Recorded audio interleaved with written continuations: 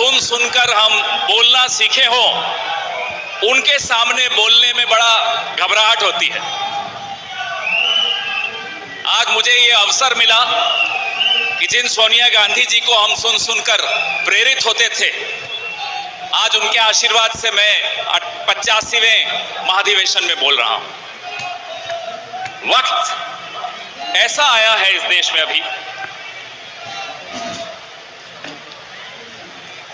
Congress party, खड़गे साहब जब बोलते हैं उनकी वाणी में चूल्हे की महक होती है, मिट्टी की खुशबू होती है, और जब राहुल गांधी दहाड़ते हैं तो दिल्ली से नागपुर तक नेहरू गांधी बोलते रहते हैं हमारे प्रधानमंत्री जी और उनके पूरी नेता।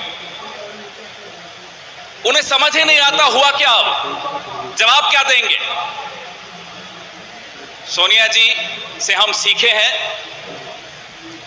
कितनी भी कठिन परिस्थिति हो, सौम्यता से कोई समझौता नहीं होता है, कोई मूल्यों से कोई समझौता नहीं होता है। ये हम सोनिया जी से सीखें।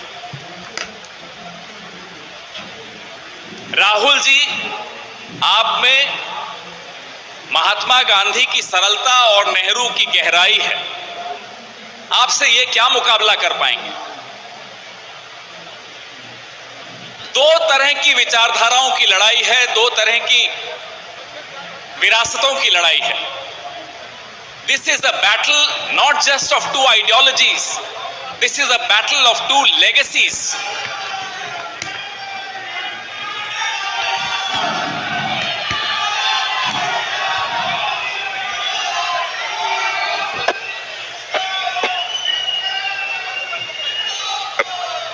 बीजेपी तो जब मैं आपसे कह रहा था कि ये दो विरासतों की लड़ाई है, जड़ें जोड़ती हैं और शाखाएं बांटती हैं। हमारी जड़ों से इनको नफरत है, क्योंकि हम जोड़ने की बात करते हैं। हमें इनकी शाखाओं से नफरत नहीं है, लेकिन जो इनकी शाखाएं बांटने का काम करती हैं, उसी को रोकने के लिए राहुल गांधी 4000 किलोमीटर पैदल चले।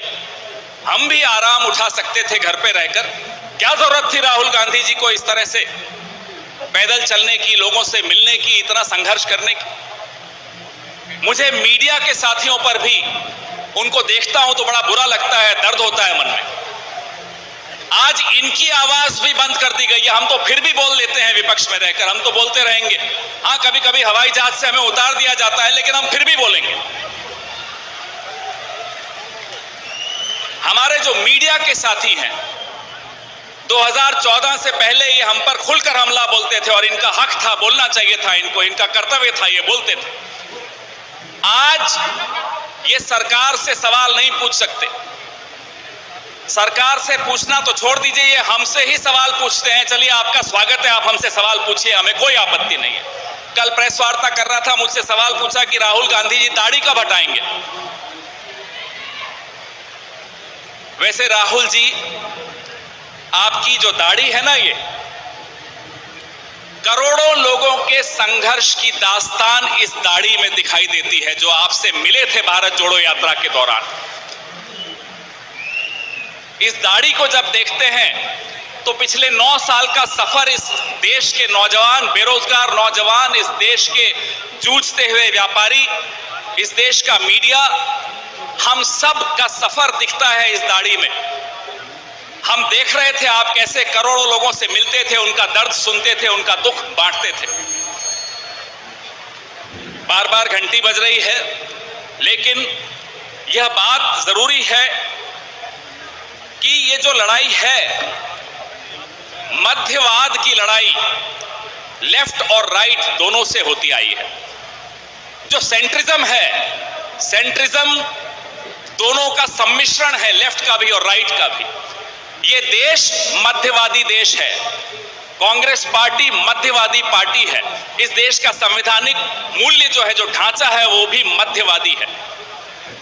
हमारी किसी से लड़ाई नहीं है कि हम लेफ्ट के खिलाफ हैं या राइट के खिलाफ हैं।